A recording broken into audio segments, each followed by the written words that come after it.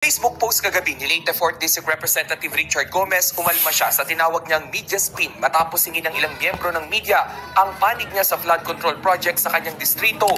Congressman Richard Gomez na pikon kay Mayor. Nagtanong lang naman si Mayor sa flood control. Dinamay pati ang media. Ano nangyari sa'yo, Congressman Richard Gomez? Kumampi ka na ba sa kadiliman? Sa post ni Congressman Richard Gomez sa kanyang Facebook account.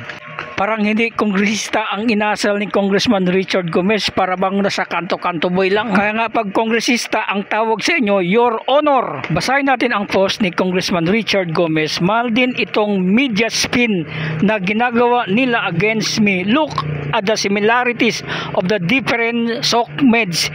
Ibig sabihin ito social media and agencies asking question. Alam na alam mong meron nagkukumpas, alam na alam mong ginastusan. Ayos ha?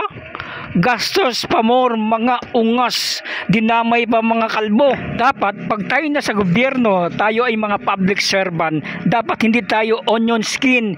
Ang Supreme Court na mismo nagsabi, dapat sagutin yung sinabi ni Mayor na flood control. Sinapubliko ni Leyte 4th District Representative Richard Gomez ang pangalan at number ng ilang taga-media na gusto siyang ma-interview tungkol sa flood control projects. Media spin daw yan. Sabi naman ng isang kongresista, pwedeng sampahan ng ethics complaint si Gomez. Nasa frontline ng balitang yan si Rainiel Pawi.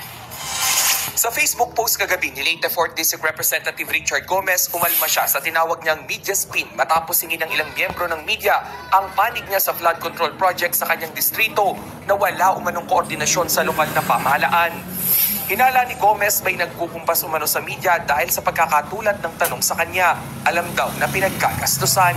Sa naturang post, pinakita niya rin ang screenshot ng mga text at chat sa kanya para sana hingin ang panig niya tungkol sa mga proyekto. Isinapubliko ni Gomez sa mga pangalan at cellphone number ng mga taga-media na kumontak sa kanya. Sa kabila niyan, hindi rin naman nagpaunlak ng panayam ang kongresista. Hindi rin niya idinetalye kung anong ibig niyang sabihin sa media spin. Hinihinga ng pahayag si Gomez matapos siyang iugnay ni Matabog Leyte Mayor Bernie Tacoy sa nasirang flood control project sa kanilang lugar. Kulang din daw ang suporta ni Gomez sa nasasakupan niyang distrito kapag matindi ang baha roon. Ang sabi lang ni Gomez, nakikisakay lang sa issue ng flood control projects ang alkalde na Matag-o, bagay na pinalagan ni Mayor Tacoy. Kung makiride on lang kami, hindi naman siguro madali, no? Ang babanggain mo ang isang congressman, mga malalaking kontraktor, kung hindi mo ipinaglaban yung bayan mo. Isa naman, wag niyang hayaan na yung pondo na pinaghirapan niya, lalaki ng mga pinagsasabi niya, pondo, billions, tapos nasasayang lang sa hindi maayos at substandard na mga proyekto. Pag-uulan dito sa amin at saka may mga proyekto tayo dito, no, from DPWH na flood control at isa sa mga ito ay nasira nung nakaraang baha na dumaan doon sa natin sa bayan natin ng Matag-o.